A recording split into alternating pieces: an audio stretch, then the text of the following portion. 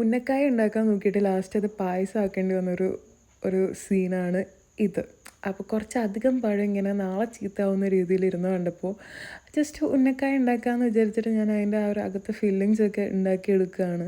And പണി പാളുന്നത് ഇതാ ഇവിടം തൊട്ടേക്കാണ്. ഞാൻ ആ ഒരു പഴം എടുത്തിട്ട് മിക്സിയിലിട്ട് അങ്ങോട്ട് അടിച്ചു. ആൻഡ് അത് കുറച്ചല്ല നല്ല അധികം രീതിയിൽ ജ്യൂസായി പോയിട്ടുണ്ടായിരുന്നു. ആൻഡ് ആവുന്ന പണി അത്രയും ഞാൻ നോക്കി അതൊന്ന് ഉന്നക്കായ ആക്കിയെടുക്കാൻ, പക്ഷെ നടന്നില്ല. ലാസ്റ്റ് ഞാനത് പായസമാക്കി ഗൈസ്. ആൻഡ് ട്രസ്റ്റ് മീ, അടിപൊളിയായിരുന്നു.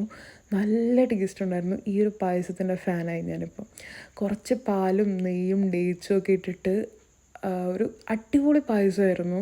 ആൻഡ് അങ്ങനെ ഞാൻ തന്നെ ഉണ്ടാക്കിയെടുത്തൊരു റെസിപ്പിയാണ്. ആക്ച്വലി ഇനി ഇങ്ങനത്തെ റെസിപ്പി ഉണ്ടോയെന്ന് എനിക്കറിയില്ല. എന്തായാലും ഈ ഒരു പായസം വീട്ടിലും എനിക്കും എല്ലാവർക്കും ഭയങ്കരമായിട്ട് ഇഷ്ടപ്പെട്ടു.